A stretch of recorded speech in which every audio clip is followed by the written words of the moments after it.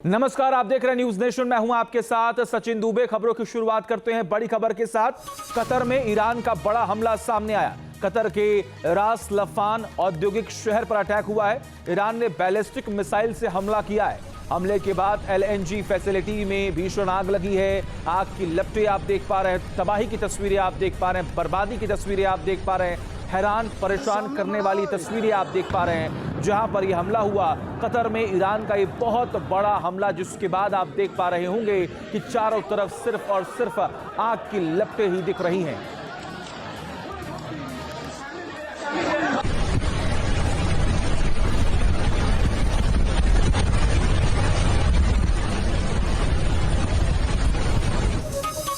और इसी बीच एक और बड़ी खबर सामने आ रही है। ईरान के हमले को लेकर कतर के रक्षा मंत्रालय का बयान आया सामने। ईरान ने 5 मिसाइलें दागी हैं। कतर ने कहा ईरान के 4 मिसाइलों को रोका गया है। एक मिसाइल रास लफान पर गिरी है। कतर ने कहा हमले के बाद लगी आग पर काबू पाया गया है।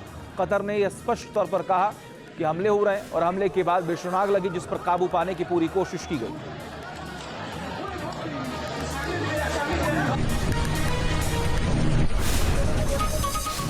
ईरान के बुशहर पर एक ऐसा हमला हुआ जो इस जंग का रुख बदल सकता है। यह हमला ईरान के एक परमाणु प्लांट पर हुआ है, जिसके बाद निगाहें दुनिया भर में मौजूद तमाम परमाणु ट्रिगर पर चली गई हैं। युद्ध का दायरा और वक्त जैसे जैसे बढ़ता जा रहा है, एटमी वार्निंग की घंटी भी बजने लगी है। ऐसा क्यों है, इस रिपोर्ट में देखिए।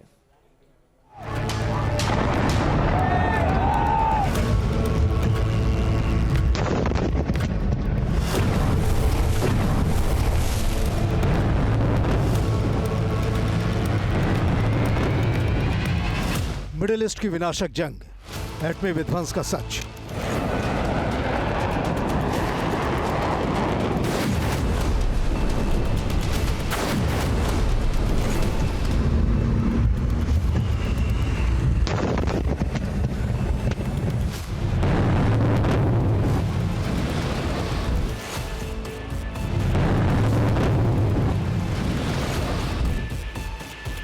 ईरान खाड़ी देशों में मौजूद अमेरिकी मिलिट्री अड्डों को स्वाहा कर रहा है।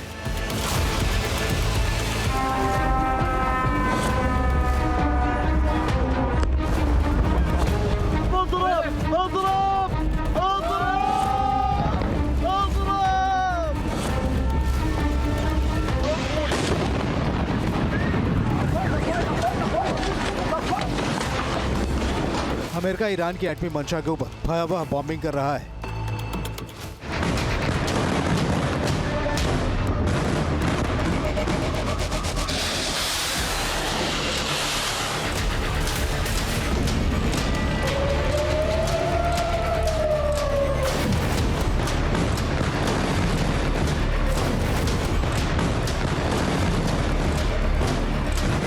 तो क्या ईरान पर ताबड़तोड़ हमला एटमी जंग की दहलीज तक पहुंच गया है?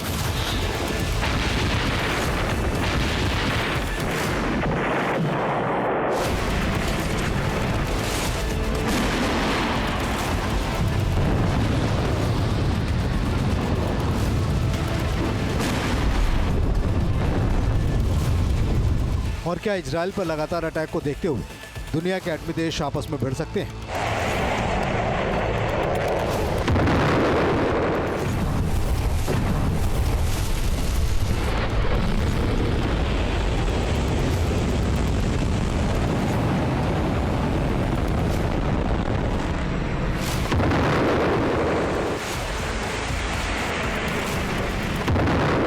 ये सवाल इसलिए क्योंकि अमेरिका इजराइल बनाम ईरान के इस जंग में मिसाइल और ड्रोन से सैन्य के साथ साथ रणनीतिक ठिकानों के भी परखच्चे उड़ाए जा रहे हैं, जिसमें एटमी साइट भी शामिल है। इसीलिए अब खतरा नए लेवल तक पहुंच गया है, क्योंकि मिडिल ईस्ट का ये युद्ध न्यूक्लियर वार्निंग का सिग्नल भेजने लगा है।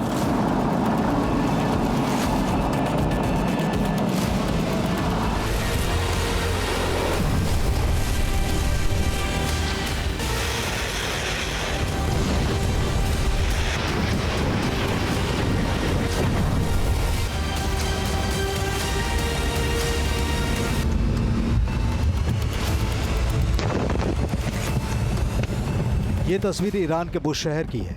वही इलाका जहां बारूदी धमाके के बाद पूरी दुनिया किसी अनजाने एटमी गूंज से थर्रा उठी है।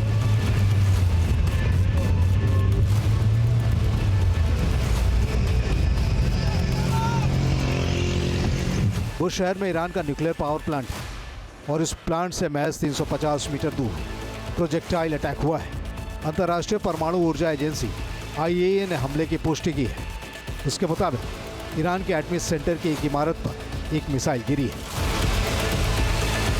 हालांकि दावे के मुताबिक उस मिसाइल को मार गिराया गया है और उससे जान माल के किसी नुकसान की भी खबर नहीं है। लेकिन 28 फरवरी से शुरू हुई जंग में इस हमले को वॉर चेंजर माना जा रहा है।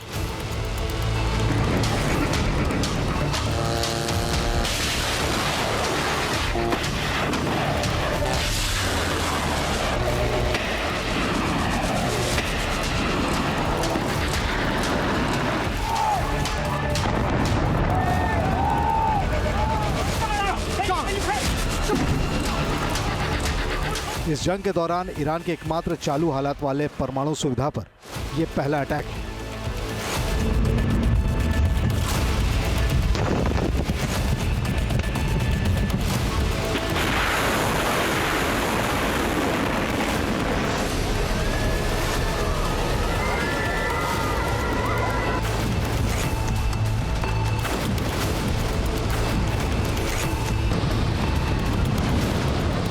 हाई रेजोल्यूशन सैटेलाइट इमेज से न्यूक्लियर साइट में आए फर्क को साफ साफ देखा जा सकता है।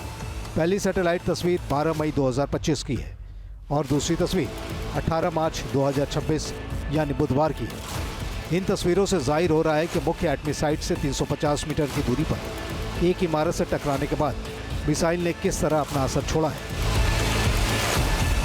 IAEA ने हमले के खिलाफ बयान जारी किया है और कहा है कि न्यूक्लियर पावर प्लांट के पास हमला अंतर्राष्ट्रीय कानूनों का उल्लंघन है। लेकिन जंग में ईरान के बुश शहर का निशाने पर आना मिडिल ईस्ट की दिशा और दशा दोनों मोड़ सकता है।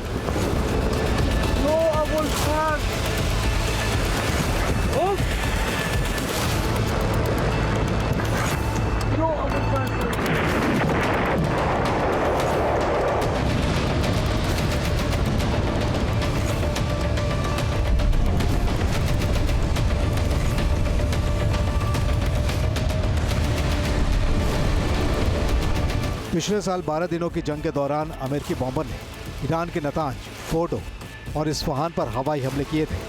तीनों ईरान के बेहद अहम एटमी ठिकाने हैं। उसके बाद से अमेरिका लगातार दुनिया को खतरा दिखा रहा है कि अगर ईरान एटमी ताकत बना तो उसका बेजा इस्तेमाल कर सकता है। इस जंग की शुरुआत के पीछे भी इन्हीं वजहों के हवाले से हमलों का दावा किया गया था। अमेरिका तो यहाँ तक कह रहा है कि सिर्फ ईरान ही नहीं बल्कि पाकिस्तान, चीन, रूस और नॉर्थ कोरिया भी अमेरिका को न्यूक्लियर वॉरहेड से टारगेट कर सकते हैं।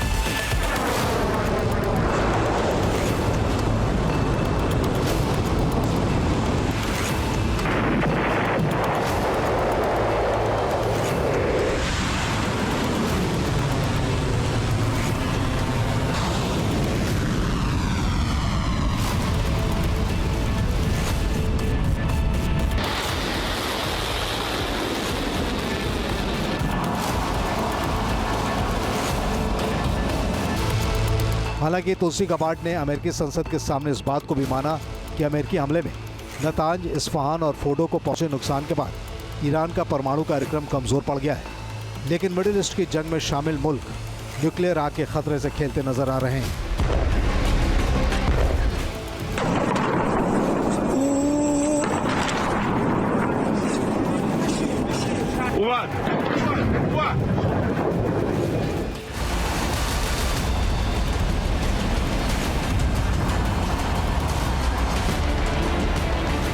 ईरान के बुश शहर में न्यूक्लियर पावर प्लांट के पास जब से हवाई हमला हुआ है तब से दुनिया के काफ़ी साइंटिस्ट और इंजीनियर्स को यह खतरा महसूस हो रहा है कि अगर वाकई गलती से भी एक इजरायली या अमेरिकन बॉम्ब ईरान के न्यूक्लियर पावर प्लांट पे गिर जाता है तो एक बड़ा विशाल न्यूक्लियर धमाका हो सकता है। ऐसे में क्या दुनिया एटमी जंग की तरफ चली जाएगी? शायद ऐसा सोचना सही नहीं होगा। दुनिया के एटमी आग में फंस जाने का डर पिछले 1 साल में काफी बढ़ गया है। डूम्सडे काउंटिंग भी इसका सबूत है।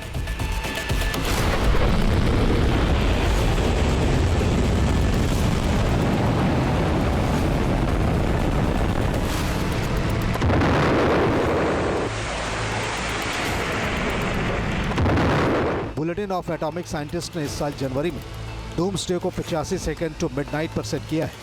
ये इतिहास में अब तक का सबसे करीब समय है। इसका मतलब है कि दुनिया परमाणु युद्ध के साथ ही जलवायु संकट, एआई और जैविक खतरों के दायरे में पहले से कहीं ज्यादा है। इस वार्निंग में bulletin of atomic scientist America, चीन और रूस के आक्रामक रवैये का जिक्र किया था। इस लिहाज से देखें तो दुनिया एटॉमिक कैंप में बढ़ती नजर आ सकती है, अमेरिका के खिलाफ रूस और चीन।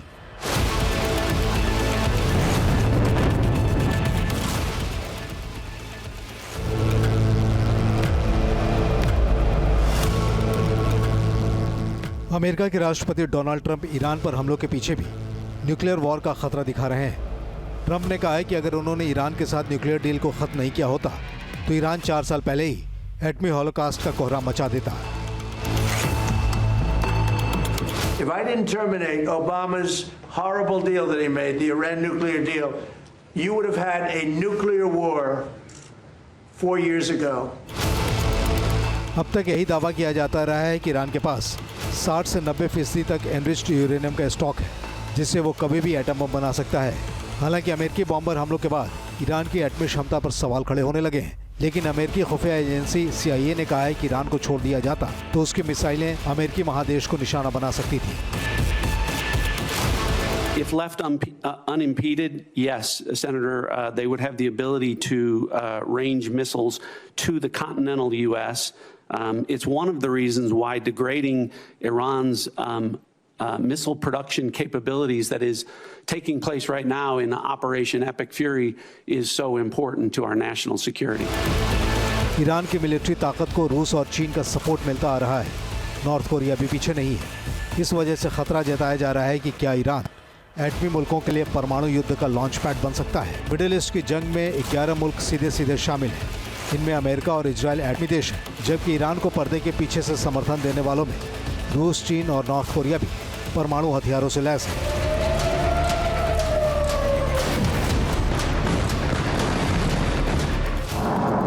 Stockholm International Peace Research Institute के मुताबिक इस वक्त दुनिया के 9 मुल्कों के पास 12,241 एटमी हथियार हैं, जिनमें से करीब 3,900 न्यूक्लियर वॉरहेड को तैनाती के हालात में रखा गया है। इन आंकड़ों को देखें।